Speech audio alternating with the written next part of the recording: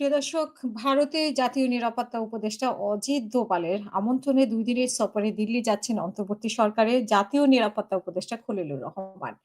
সেখানে তাদের দ্বিপাক্ষিক বৈঠকের সম্ভাবনা রয়েছে। তবে সূত্র জানিয়েছে যে খলিলুর রহমানের সফর নিশ্চিত হয়েছে। তিনি আগামী ১৯শে নভেম্বর ভারতের রাজধানী দিল্লি সফরে যাচ্ছেন।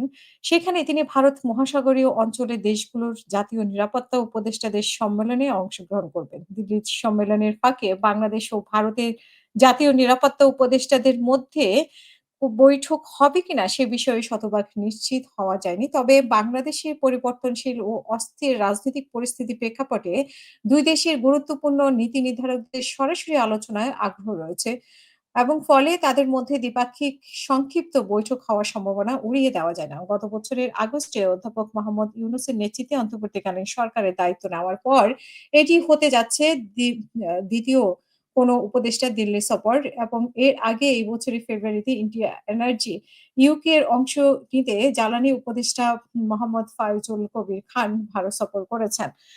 প্রিয় দর্শক, এই ব্যাপারে সবার আগ্রহ অন্যরকম। কারণ অজিত দোভাল শেখ হাসিনার সময় বাংলাদেশের নিয়ন্ত্রণ করতেন, বিশেষ করে সেনাবাহিনী নিয়ন্ত্রণে ছিলেন এমনটা অনেকে বলছেন এবং সেনাবাহিনীর সমস্ত কার্যক্রম অজিত দোভালের পক্ষ থেকে নেওয়া হতো এবং সেই অনুযায়ী আসলে কাদের সিদ্দিকী সহ অজিত দোভাল মিলেই বাংলাদেশের এই সেনাবাহিনী চালাতেন। কাকে গুম করা হবে, কাকে গুম করা হবে না বা অন্যান্য সিদ্ধান্ত জাতীয় সিদ্ধান্তগুলো অজিত দোভাল ঠিক করে দিতেন এমনটাও শোনা যায়। এবং শেখ হাসিনার সাথে ভারতের উম আ এই এই যে বলয়, এই বলয়ের সাথে একটা ভালো সম্পর্ক আছে সেটাও উড়িয়ে দেওয়া যায় না। মানে উড়িয়ে দেওয়া যায় না বলতে এইটাই বলছি যে যেটা আমরা জানতে পেরেছিলাম বা জানতাম সেটা একেবারেই উড়িয়ে দেওয়া যায় না এবং সেগুলোর আস্তে, আস্তে প্রমাণও বের হচ্ছে। এবং অজিত দোভাল অনেক ক্ষেত্রেই শেখ হাসিনাকে নিয়ন্ত্রণ করতেন। এখন যদি খলিলুর রহমানের সাথে সাক্ষাৎ হয়, আসলে সেইখানে কি ধরনের আলোচনা আসতে পারে? শেখ হাসিনার ব্যাপারে কোনো আলোচনা আসতে পারে কিনা? শেখ হাসিনাকে ফিরিয়ে দেওয়ার ব্যাপারে কোনো আলোচনা আসতে পারে কিনা? এবং আমরা জানি যে খলিলুর রহমান যাওয়ার আগেই শেখ হাসিনার মামলার রায় হবে ১৭ই নভেম্বর।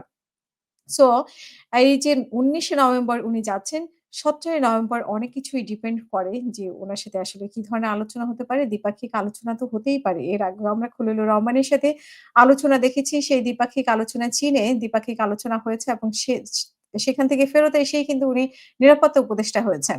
তো সেখানে উম আ আ দোভালের সাথে কি কথা হয়েছে সেটা অনেকেই বলেছিলেন যে সেই আলোচনার কোনো প্রভাব পড়েছে কিনা উনার নিরাপত্তা উপদেষ্টা হওয়ার ক্ষেত্রে সেটাও আলোচনা উঠেছিল এবং মানে সেটা নিয়ে অনেকেই অনেক বিশ্লেষকরা আলোচনা করেছেন। সো আমরা এবারও মানে এখন যে আলোচনাটা উঠে এসেছে অজিত দোভালের যেখানে শেখ হাসিনার সাথে যে সম্পর্কটা ছিল অজিত দোভালের সেই অজিত দোভালের আমন্ত্রণেই তিনি আবার যাচ্ছেন। তো দেখা যাক কোন চমক আমাদের জন্য অপেক্ষা করছে কিনা।